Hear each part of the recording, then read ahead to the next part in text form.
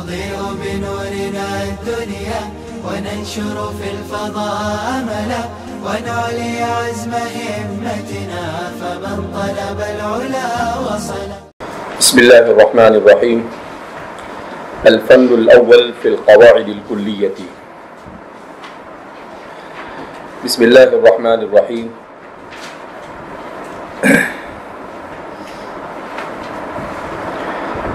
اب مصنف جیسا کہ انہوں نے اپنے مقدمے میں ذکر کیا کہ فنون سبعہ کو اپنی اس کتاب میں بیان کریں گے، ان فنون میں سے فن اول یہ قواعد کلیہ کے بیان میں.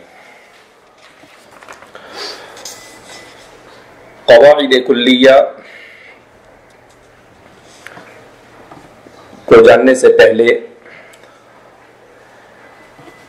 القاعدۃ، قاعدہ کس کو کہتے ہیں؟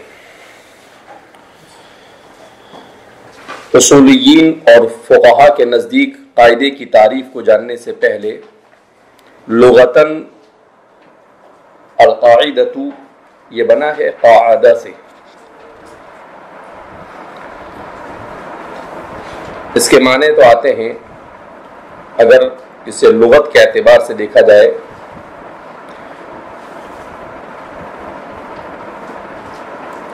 تو اس میں فاعل ہے بیٹھنے والی چیز، مگر اس کا استعمال عرف عام میں اساس اور بنیاد کے لیے ہوتا ہے.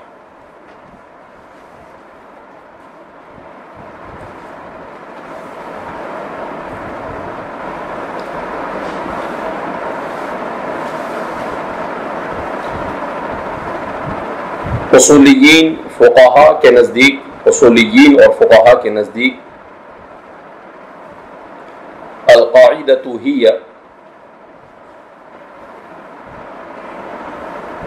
حکم کلی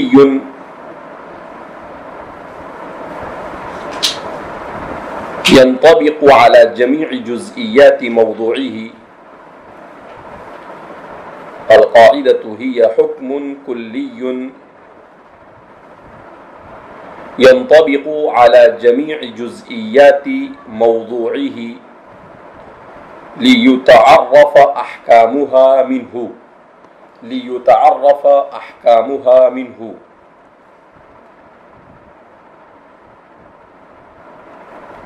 القاعدة هي حكم كلي ينطبق على جميع جزئيات موضوعه ليتعرف أحكامها منه. کہ قاعدہ اس حکم کلی کو کہا جاتا ہے جو اپنے موضوع سے متعلق تمام جزئیات پر منطبق ہوتا ہو، جو اپنے موضوع سے متعلق تمام جزئیات پر منطبق ہوتا ہو اور اسی قاعدے کی وجہ سے اس جزئی کے حکم کی معرفت حاصل ہوتی ہو، اور اسی قاعدے کی وجہ سے اس جزئی کے حکم کی معرفت حاصل ہو.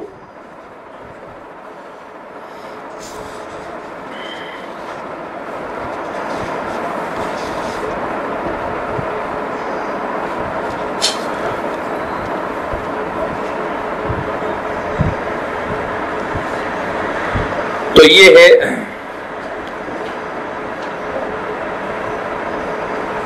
قاعدے کی تعریف کہ قاعدہ فقہا کے نزدیک کسے کہا جاتا ہے کہ حضرات فقہا نے جزئیات کے کثیر ہونے کی وجہ سے جس کا احصاء ایک ساتھ انسان کے لیے مشکل اور دشوار ہو جاتا ہے،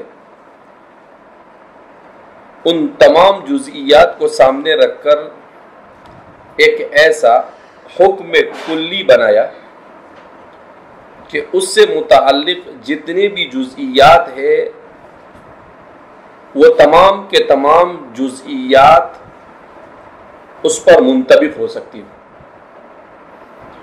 جب جزئیات کا انطباق قاعدے کے ساتھ ہو جائے گا تو پھر اب ان جزئیات کا حکم معلوم کرنا کیا ہو جائے گا؟ آسان.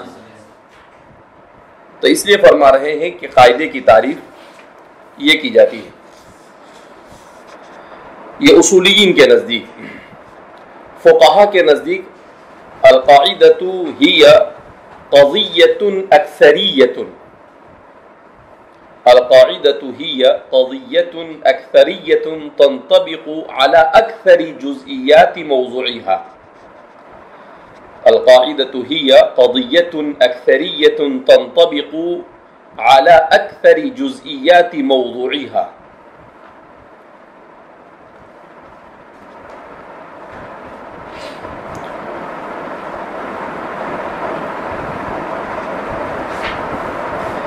فقہا کہتے ہیں کہ بھئی کوئی بھی قاعدہ کلی نہیں ہوتا ہے، اکثری ہوتا ہے.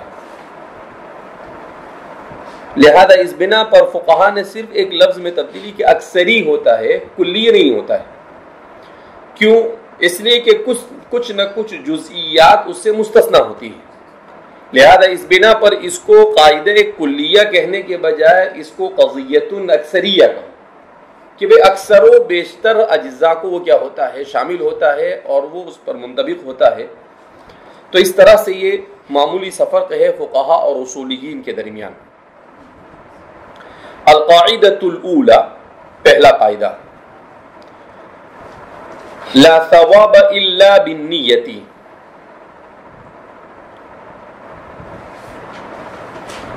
مصنف خود اس قاعدے کو بہت اچھے انداز میں سمجھا رہے ہیں کہ سب سے پہلا قاعدہ جو وضع کیا ہے متاخرین نے قواعد کلیہ کے طور پر، وہ ہے لا ثواب الا بالنیہ. یہ امام ابن نجیم کا اپنا ایک نرالا اسلوب اور انداز ہے. امام ابن نجیم کو چھوڑ کر دیگر تمام کے تمام لوگوں نے پہلا قاعدہ الامور بمقاصدها ذکر کیا، مگر امام ابن نجیم نے لا ثواب الا بالنیہ قاعدہ بنایا.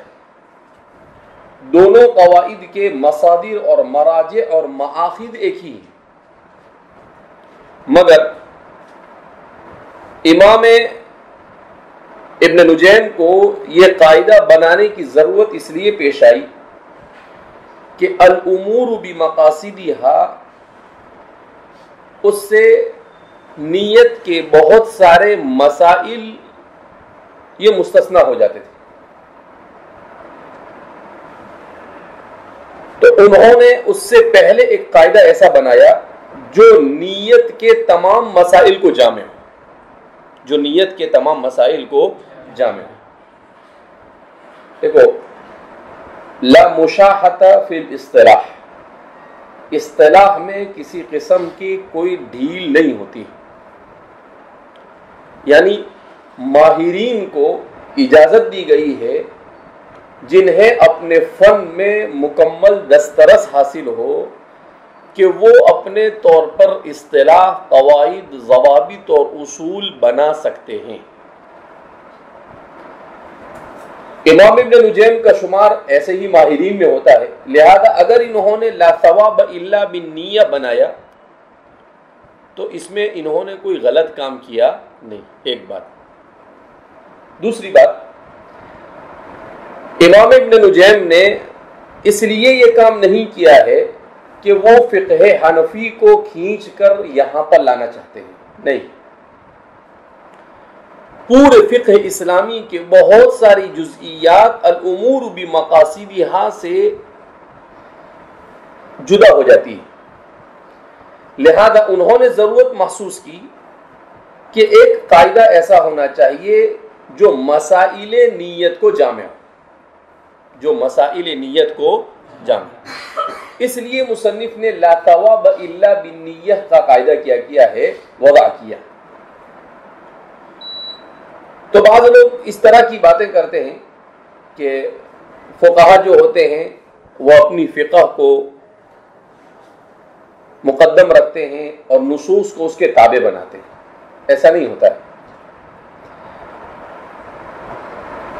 فقہائے اربعہ کی فقہ کو جو مقبولیت حاصل ہوئی ہے وہ اسی لیے ہوئی کہ ان میں سے ہر ایک کتاب و سنت سے ثابت ہے. لیکن اگر ہر فقہ صرف ظاہری نصوص سے ثابت ہو تو کام کیسے چلے گا؟ فقہ کی اصول فقہ کی قواعد کی ضرورت ہی نہیں. کوئی فقہ ایسی ہوتی ہے کہ اس کے مسائل ظاہری نص سے پتہ چل جاتے ہیں. کچھ فقہ ایسی ہوتی ہے کہ ان مسائل کو سمجھنے کے لیے گہرائی میں جانا پڑتا ہے. کچھ فقہ ایسی ہوتی ہے اس کے لیے مزید گہرائی میں جانا پڑتا ہے. تو اس طرح سے احکام کا استخراج اور استنباط ہوا. اگر آسان چیزیں شریعت نے سب بتا دی ہوتی تو اتنے بڑے کتب خانے بنتے ہی نہیں. یہ اتنے بڑے کتب خانے وجود میں آتے نہیں. یہ 20 نے 25 نے 30 نے 50 نے 100 جلدوں کے اندر میں کتابیں لکھی جاتی. یہ اسی لیے وجود میں آئی. کیوں؟ اس لیے کہ شریعت مطہرہ نے علم میں ایک تو علم کے لیے کتاب و سنت کی صورت میں ایسے مصادر اور مراجع مہیا کیے کہ قیامت تک انسان اس میں اپنا سر ڈھونڈتا رہے گا, اس میں سر کھپاتا رہے گا, اپنی عقل کو استعمال کرتا رہے گا اور وہ لؤلؤ والمرجان کیا کرتا رہے گا, نکالتا رہے گا. جیسے سمندر میں اس کے ڈیپ میں جا کر چیزوں کو کیا کیا جاتا ہے, نکالا جاتا ہے, ایسے ہی یہاں پر بھی. لہذا اس بنا پر ہمارے فقہا نے دیکھا کہ بھئی جن فقہا کو مقبولیت حاصل ہوئی اس کی وجہ یہی ہے کہ ان کی فقہ کتاب و سنت سے قریب ہے. لیکن بہرحال کتاب و سنت سے قریب انہوں نے جن مسائل کا استخراج اور استنباط کیا ہے تو کچھ مسائل تو سرسری طور پر سمجھ میں آ جاتے ہیں, لیکن کچھ مسائل ایسے ہوتے ہیں کہ اس کو سمجھنے کے لیے گہرائی میں جانا پڑتا ہے. تو پھر اس کے لیے اصول, قواعد اور ضوابط کی کیا ہوتی ہے, ضرورت پڑتی ہے. تو متأخرین کو یہ کام کرنا ہی پڑتا ہے, اس کے بغیر کام چلتا نہیں.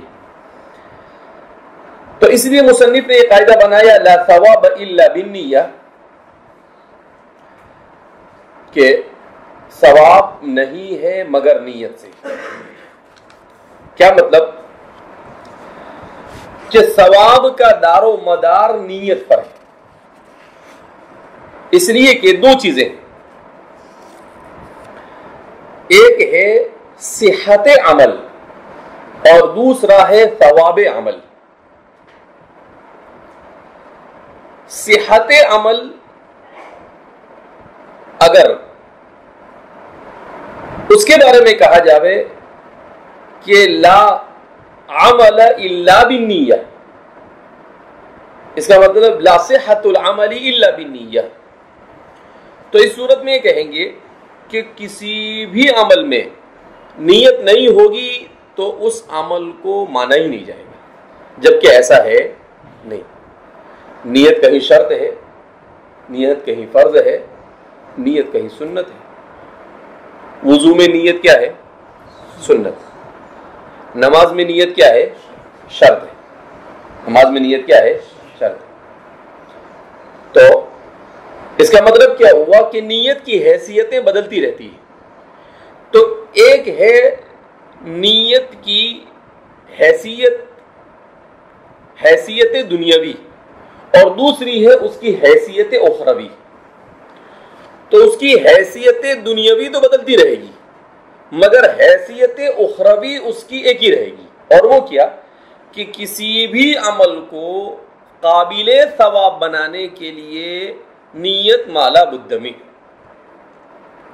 چاہے اس میں سنت ہو, فرض ہو, واجب ہو, وہ ایک الگ بحث رہے گی. لیکن کوئی بھی عمل انسان انجام دے اس نیت, اس عمل پر ثواب کا مدار ہوگا نیت پر, کہ آپ نے اس عمل کو نیت سے کیا یا نہیں. آپ سوئے رات میں اس نیت سے سوئے کہ صبح میں اٹھ کر تہجد اور فجر پڑھوں گا, تو آپ کا سونا کیا بن گیا؟ عبادت. عبادت کیوں بنا؟ نیت کیا. لا ثواب الا بالنیت. آپ نے کھانا کھایا اور نیت کی لقیمات تقمن صلبک کہ بھائی کمر سیدھی رہے اور کچھ پڑھ سکوں، لکھ سکوں، امت کی کچھ خدمت کر سکوں، تو آپ کا کھانا کیا بن گیا؟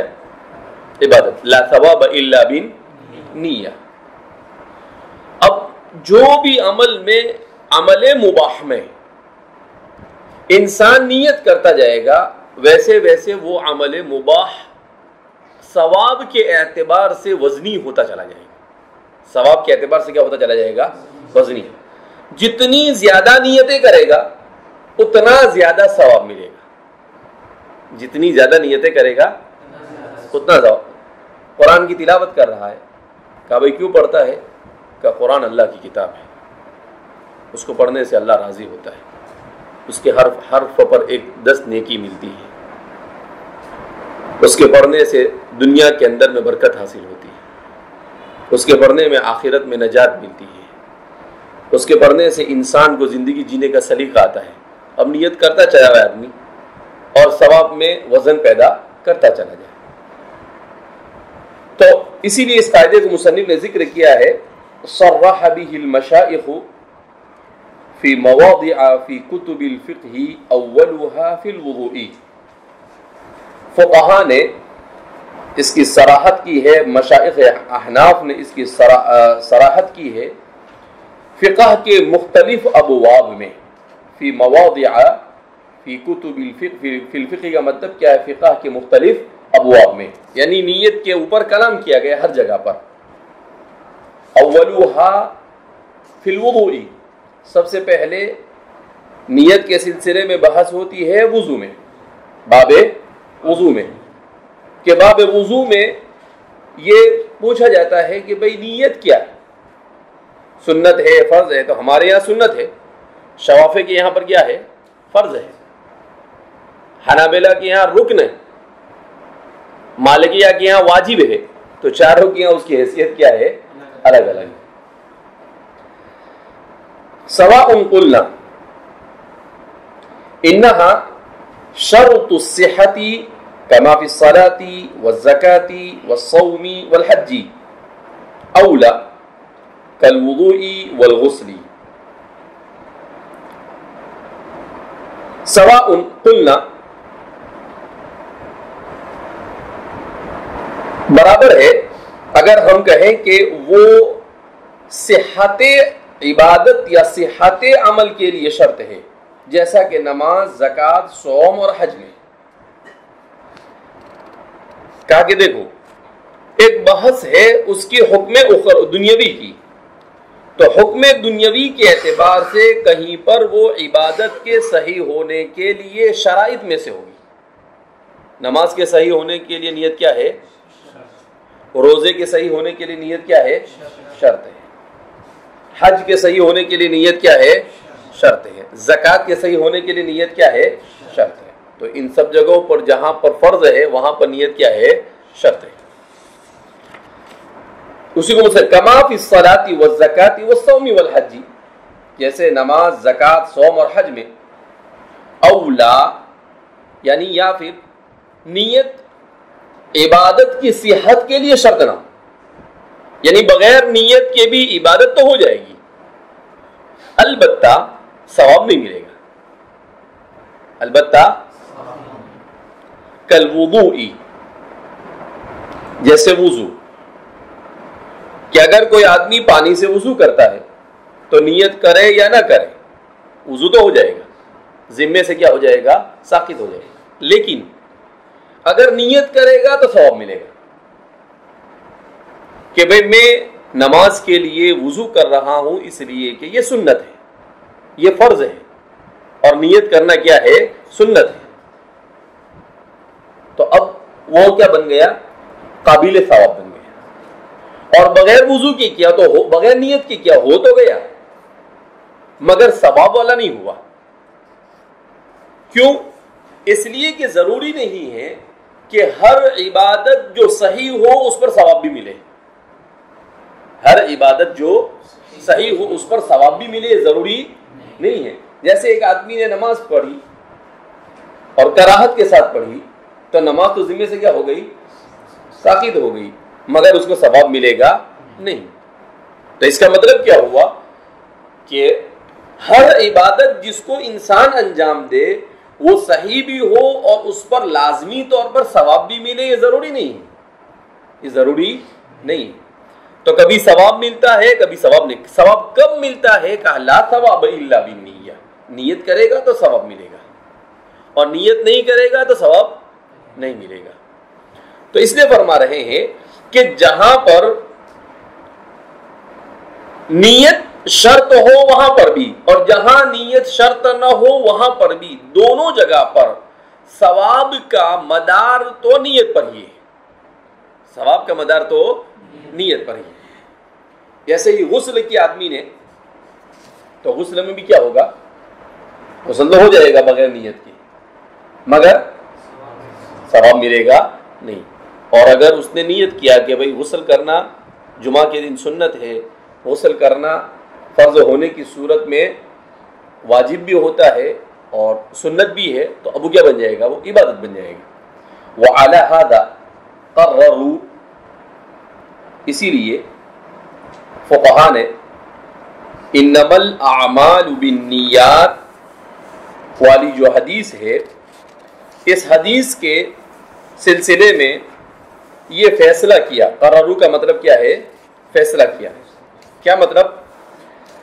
کہ اب حضرات فقہا اس سلسلے میں اختلاف کرتے ہیں کہ انما الاعمال بالنیات والی حدیث کو کس چیز پر محمول کیا جائے؟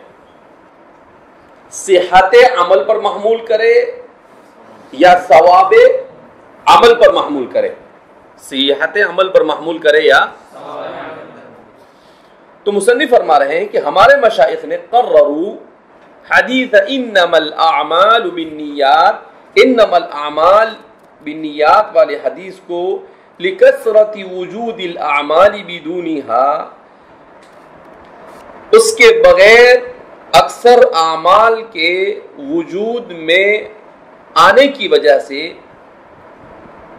فقدروا فیہ، انہوں نے تقدیر عبارت یہ نکالی، ای حکم الاعمالی، یعنی اعمال کا حکم، یہ اعمال کے حکم کا مدار نیت پر ہے، حکم الاعمالی بالنیات۔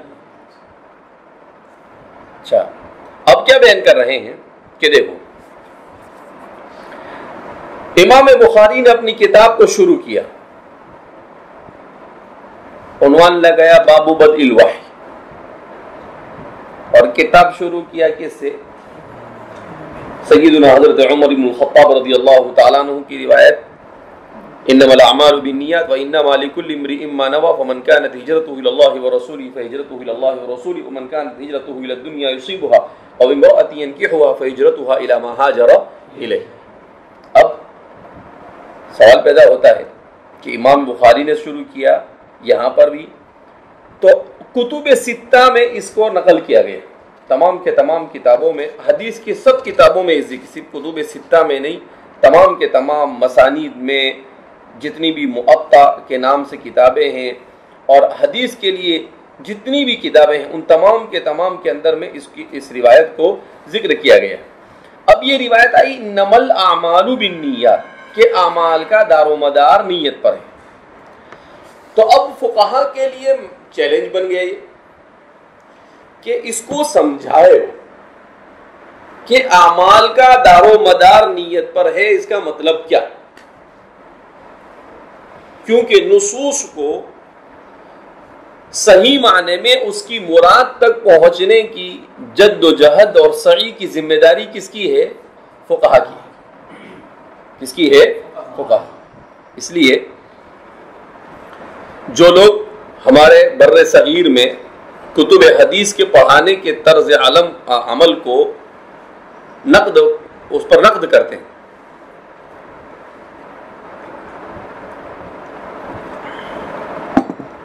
کہ حدیث نہیں پڑھاتے، کیا پڑھاتے ہیں؟ فقہ پڑھاتے۔ تیرا بھائی حدیث کا مقصد کیا ہے؟ حدیث پڑھنا مقصد ہے؟ عمل کرنا۔ اور عمل کرنا کہاں سے آئے گا؟ نصوص کو سمجھنے سے. اور نصوص کا سمجھنا کہاں سے ہوگا؟ فقہ اور اصول فقہ سے ہوگا. کہاں سے ہوگا؟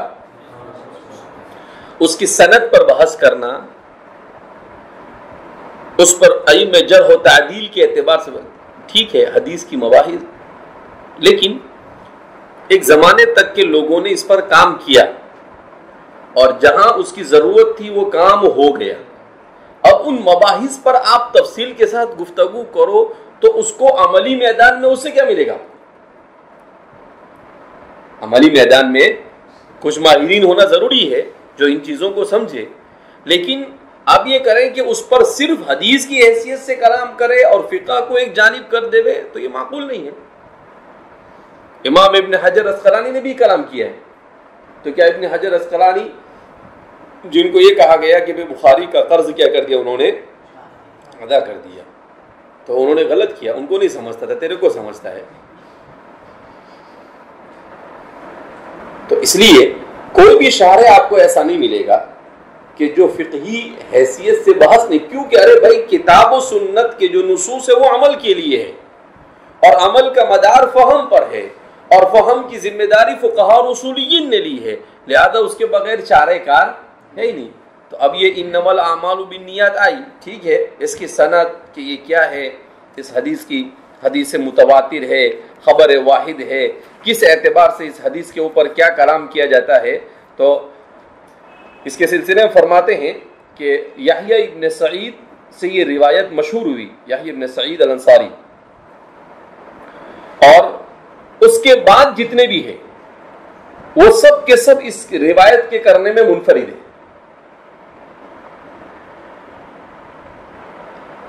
حضرت عمر رضی اللہ تعالیٰ عنہ سے جب یہ مروی ہے تو اس میں صرف علقمہ نے بیان کیا، اور علقمہ نے محمد ابراہیم التیمی سے، اور محمد نے یحییٰ بن سعید سے. امام ترمذی، نسائی، بزار، ابن السکن اور حمزہ ابن محمد الکنانی، ان سب لوگوں نے اس پر اسی طریقے سے کلام کیا کہ یحییٰ ابن سعید سے لینے والے تو 200 سے زیادہ لوگ ہیں. تو اس اعتبار سے یہ حدیث مشہور ہو گئی. البتہ حضرت عمر سے لے کر یحییٰ ابن سعید سے پہلے تک یہ حدیث غریب، یہ کیا ہے؟ کیونکہ ہر جگہ پر راوی کتنا آتا ہے؟ ایک ہی آتا ہے. اس کو حدیث متواتر، حالانکہ تمام محدثین نے اس کو ذکر کیا، پھر بھی اس کو حدیث متواتر کہیں گے نہیں. حالانکہ عجیب بات یہ ہے کہ اس روایت کو حضرت عمر رضی اللہ تعالیٰ عنہ نے منبر رسول پر کہا، اپنے خطبے میں کہا، مگر اس کے باوجود بھی ان سے روایت کرنے میں بھی انفراد پایا جاتا ہے. ان سے روایت کرنے میں کیا پایا جاتا ہے؟ یہ اچھی بحث ہے، حدیث کے اعتبار سے دلچسپ بحث ہے. حضرت عمر کے علاوہ حضرت علی، حضرت سعد بن ابی وقاص، حضرت ابو سعید خدری، حضرت عبداللہ بن مسعود، حضرت ابو ہریرہ، حضرت ابن عباس، انہوں نے بھی اس روایت کو نقل کیا، مگر اتفاق یہ کہ ان سے روایت کرنے والے بھی سب کیا ہے؟ منفرد ہیں. ان سے روایت کرنے والے بھی کیا ہے؟ منفرد ہیں. تو اس لیے اس حدیث کے بارے میں کہا گیا کہ یہ حدیث خبر واحد ہے، مشہور ہے سعید کے بعد سے، اور سعید سے پہلے تک کہ یہ حدیث خبر واحد اور کس کے درجے میں ہے؟ غریب کے درجے میں. کس کے درجے میں ہے؟ غریب کے درجے میں. لیکن کثرت طرق کی وجہ سے اس سے غرابت کیا ہو جاتی ہے؟ ختم ہو جاتی ہے. کثرت طرق کی وجہ سے غرابت کیا ہو جاتی ہے؟ بہرحال اب حدیث میں ہے انما الاعمال، الاعمال یہ جمع ہے عمل کی. یہ باب سمع یسمع سے ہے عمل یعمل عملا. اس کے اصل معنی آتے ہیں حرکت البدن بکلہ او بعضہ، بدن کو حرکت دینا کلی طور پر یا جزئی طور پر. بدن پورے بدن کو حرکت دینا یا بدن کے بعض حصے کو حرکت دینا، یہ کیا ہے؟ عمل.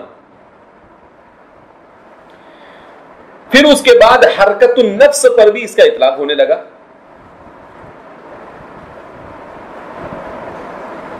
تو گویا کہ کسی بھی کام کے بدن کے ذریعے سے وجود میں لانے کو عمل کہا جاتا ہے. اسی لیے امام صاغانی نے فعل اور عمل کے درمیان فرق کیا ہے.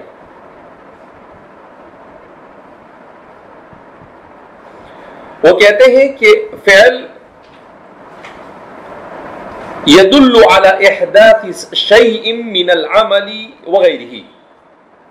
فعل یہ کسی بھی چیز کو وجود بخشنا، چاہے اس کا تعلق عمل سے ہو یا عمل کے علاوہ سے ہو، عمل سے ہو یا عمل کے علاوہ سے ہو، یعنی بدن سے ہو یا بدن کے علاوہ سے ہو، ہر صورت میں اس کو کیا کہیں گے؟ فعل، یعنی اس میں عموم ہے. والعمل ما يوجد من الفاعل في زمن ممتد بالتکرار والاستمرار. اور عمل اس کو کہتے ہیں جو فاعل کے بدن سے وجود میں آئے تکرار اور استمرار کے ساتھ زمانہ ممتد میں. کیسے لوگ ہیں ہمارے، ایک ایک چیز کی چندی کی چندی کرتے ہیں. کہا کہ اور عمل اس کو کہتے ہیں جو فاعل کے بدن سے صادر ہو، وجود میں آئے تکرار اور استمرار کے ساتھ زمانہ ممتد میں، زمانہ ممتد میں، برخلاف فعل کے. اس لیے کہ فعل یہ زمن یسیر میں بھی ہو سکتا ہے، زمن یسیر میں بھی ہو سکتا ہے، بدن کے علاوہ بھی ہو سکتا ہے، اور اس کے لیے زمان کا ممتد ہونا کیا ہے؟ ضروری. قربان جائیے رسول اللہ صلی اللہ علیہ وسلم کے انتخاب الفاظ پر. اسی لیے حضور نے کہا انما الاعمال بالنیات، انما الافعال بالنیات کہا نہیں. یہ تو بعد میں آ کر صاغانی وغیرہ نے تحقیق کی، لیکن رسول اللہ صلی اللہ علیہ وسلم نے ایسا کیوں کہ چھوٹی چھوٹی چیز کے لیے بھی نیت ضروری ہوتی نہیں. بہت معمولی کرے تو اچھی بات ہے، لیکن ضروری ہوتی نہیں. اس سے تو احناف کا موقف اور بھی مضبوط ہو جاتا ہے، اس سے تو احناف کا موقف اور بھی کیا ہو جاتا ہے؟ مضبوط ہو جاتا ہے. یہاں پر عمل سے کیا مراد؟ یہ تو عمل کی لغوی تحقیق ہوئی، یہ تو عمل کی کون سی تحقیق ہوئی؟ لغوی. یہاں پر عمل سے مراد والمراد بالعمل هنا الصادر عن المؤمن للكافر، مومن کے بدن سے کسی عمل کا صادر ہونا مراد ہے، نہ کہ کافر سے. عجیب، کیونکہ کافر کی نیت کا کوئی اعتبار نہیں. کافر کی نیت کا، کس کی نیت کا اعتبار ہے؟ مسلمان کی نیت کا اعتبار ہے، اور اس کی نیت پر اس کو ثواب دیا جائے گا. کافر کی نیت کے اوپر اس کو کوئی ثواب ملے گا نہیں. اذ لا يصح منه عمل مطلقا، اس لیے کہ اس کا تو کوئی عمل مطلق طور پر صحیح ہو ہی نہیں سکتا اللہ کے نزدیک. امام ابن نجیم نے اپنی کتاب شرح المنار میں بھی اس تفصیل کو ذکر کیا ہے. یہ ہو گیا عمل، اسی کی جمع ہے اعمال. نیت کی تحقیق، اس کو تشدید اور تخفیف دونوں کے ساتھ نیتن اور نیتن دونوں طرح سے پڑھا جاتا ہے، جیسا کہ امام نووی نے المجموع میں اس پر تفصیل کے ساتھ روشنی ڈالی ہے.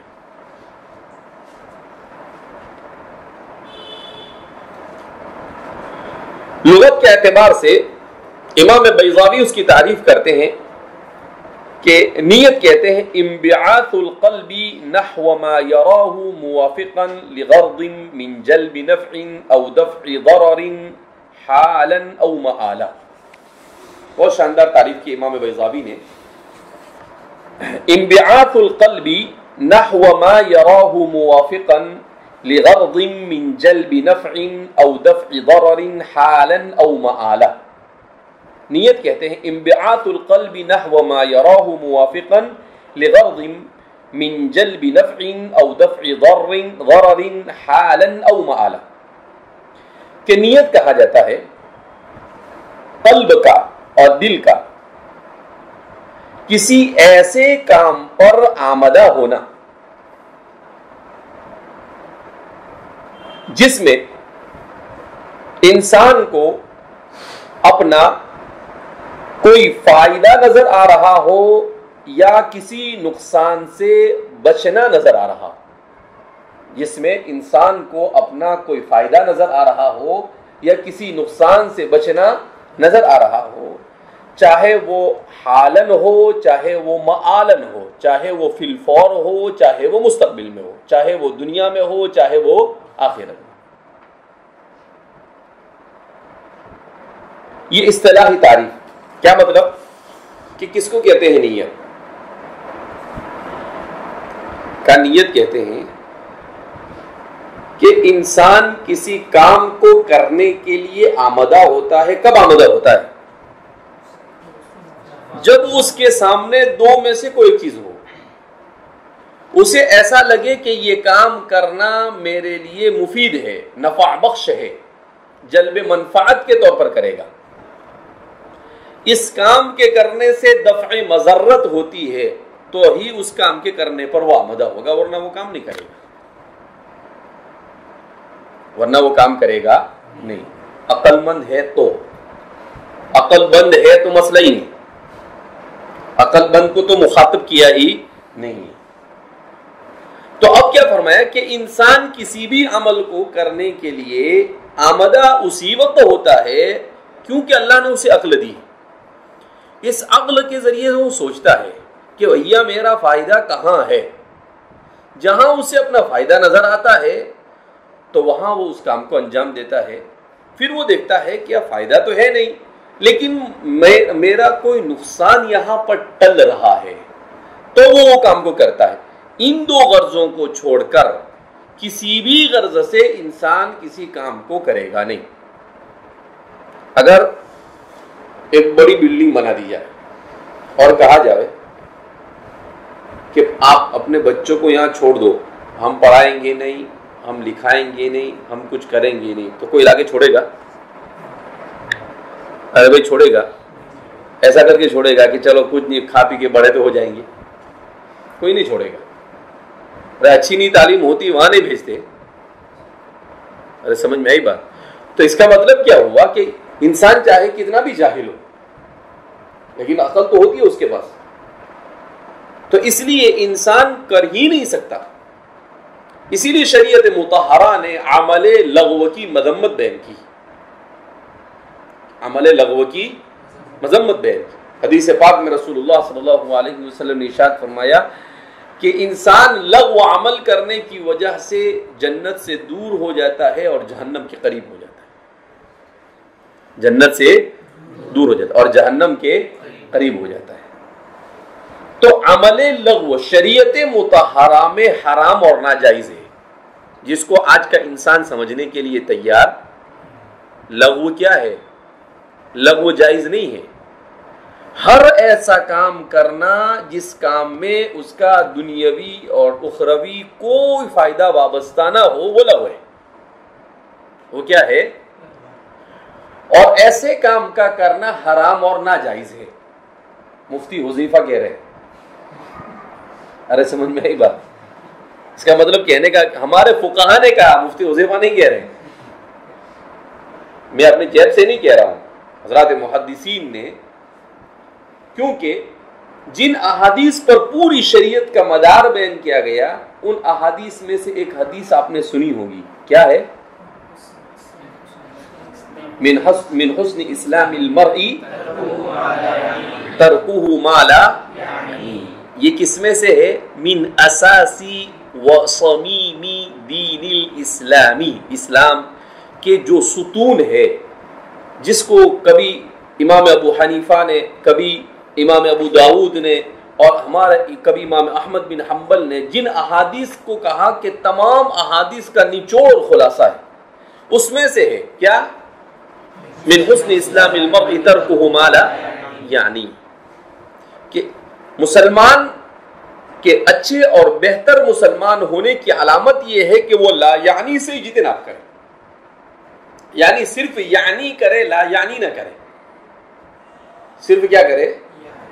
یعنی کرے، لا یعنی نہ کرے۔ یہ سب سے بڑا لا یعنی میں مبتلا کرنے والی مصیبت موبائل، انسان کو لا یعنی میں مبتلا کرنے والی سب سے بڑی مصیبت، فتنۃ العصر، اس زمانے کا سب سے بڑا فتنہ، الفتنۃ الدغما کہیں گے اس کو، انتہائی خطرناک قسم کا فتنہ۔ اندھا اور بہرا اور گونگا فتنہ. تو شریعت اسے حرام قرار دیتی ہے. یہ قلب یعنی ہمارے فقہاء نے کتنی زبردست ہمارے اصولی، اور یہ تو اصولیین اور متکلمین کی تعریف ہے، ابھی فقہاء کی الگ آئے گی. ارے سمجھ میں آئی بات؟ ہاں. تو کہا کہ اب کتنا بیوقوف انسان ہے وہ جو گٹکے پر لکھا ہوا دیکھتا ہے یہ ہانی کارک ہے، اس سے کینسر ہوتا ہے، پھر بھی کھاتا ہے. یعنی اس پر لکھا ہے کہ یہ مضرت رساں ہے. یہ کیا ہے؟ مضرت رساں ہے، اور اس سے کینسر ہوتے ہیں، اور مصاب بالکینسر کا فوٹو بھی ہوتا ہے اس میں، اس کے بعد بھی کھاتا ہے. اس سے بڑا بیوقوف اور کوئی نہیں. بیڑی، سگریٹ، تمباکو، منشیات، شراب، ان سب چیزوں پر لکھا ہوتا ہے.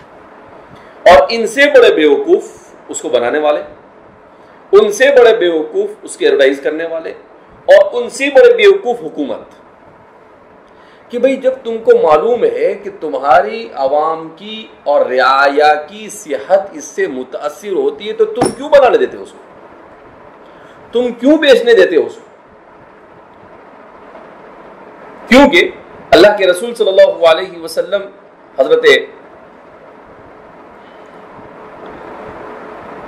وہ بجلی صحابی ہے، وہ کہتے ہیں کہ اللہ کے رسول صلی اللہ علیہ وسلم نے مجھ سے کہا الدین والنصیحہ، دین نام ہے خیر خواہی. کہا لیمن، کس کے لیے؟ کہا للہ ولرسولہ ولأئمة المسلمین ولعامتہم. کتنی جامع نصیحت. کہا ہر ایک کے لیے خیر خواہی، اللہ کے حقوق میں کوتاہی نہ ہو، رسول اللہ کے حقوق میں کوتاہی نہ ہو، ہمارے یعنی وزراء کے حقوق میں کوتاہی نہ ہو. اور کہا ولی عامت، اور کسی مسلمان کے کسی بھی کام میں کوتاہی نہ ہو اور انہیں نقصان نہ پہنچے، اس کی فکر کرنا صرف ائمہ کے لیے ضروری نہیں، ایک دوسرے کے لیے بھی ضروری ہے. وَلْتَكُمْ مِنْكُمْ أُمَّةٌ يَدْعُونَ إِلَى الْخَيْرِ يَأْمُرُونَ بِالْمَعْرُوفِ وَيَنْهَوْنَ عَنِ الْمُنْكَرِ. تو اس لیے انسان کوئی بھی کام کرے تو سوچے کہ اس میں میرا فائدہ ہے، میرا دفع مضرت ہے، جلب منفعت ہے. دیکھے جلب منفعت ہے تو کرے، دیکھے دفع مضرت ہے تو ورنہ اسے چھوڑ دے. اسی معیار پر انسان اعمال کو تولنا شروع کر دے تو پوری دنیا کی اصلاح ہو جائے. صرف یہ ایک حدیث پر بھی عمل کر لے انسان، انما الاعمال بالنیات، تو پوری دنیا کی اصلاح کے لیے اتنا کیا ہے کافی. حالن اور معالن کہا، کیا مطلب کہ ہمارے پیش نظر دنیا اور آخرت دونوں ہے. کبھی ایسا ہو سکتا ہے کہ نماز پڑھے تو ایسا لگتا ہے کہ یار نماز سے کچھ تو ملتا نہیں ہے. ایسا نہیں کہ نماز پڑھ کے نکلو تو 101 روپے جیب میں آ جاتے ہیں. نماز پڑھ کے نکلو تو ایسے تو کچھ نہیں ملتا ہے. کہا معالن، یہاں نہیں ملے گا تو وہاں ملے گا، اور یہاں سے زیادہ وہاں ضرورت ہے. یہاں سے زیادہ کہاں ضرورت ہے؟ وہاں ضرورت ہے. تو حالن و معالا اسی لیے لائے اسلامی مزاج کو سامنے رکھ کر. اور مغربی فکر، مادی فکر، اور جن لوگوں کو آخرت پر یقین نہیں ہے، منکرین بعث، تو وہ لوگ کیا کہتے ہیں؟ صرف حالن، معالن کے چیپٹر ان کے یہاں ہے ہی نہیں.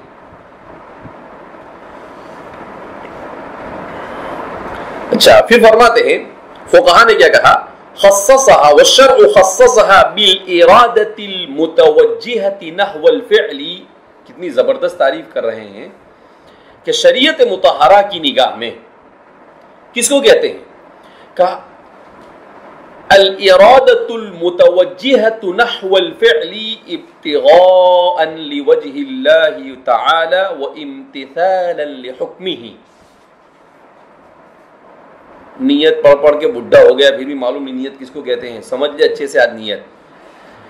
الارادة المتوجهة نحو الفعل ابتغاء لوجه الله تعالى وامتثالا لحكمه، یہ ہے نیت. الارادۃ المتوجہۃ نحو الفعل ابتغاء لوجہ اللہ تعالی وامتثالا لحکمہ، کسی بھی کام کی طرف ایسا ارادہ جس میں اللہ کی رضامندی کی خواہش اور اس کے حکم پر عمل کرنا پایا جائے، یہ ہے نیت۔ کسی بھی عمل کو کرنے میں ایسا ارادہ اور خواہش جس میں اللہ کی رضامندی اور اس کے حکم کی تعمیل شامل ہو، اسے کیا کہا جاتا ہے؟ نیت کہا جاتا ہے۔ کوئی بھی کام کرے تو کہا بھائی کیوں کیا؟ پیٹ بھرنے کا، تو شرعی اعتبار سے نیت نہیں رہی۔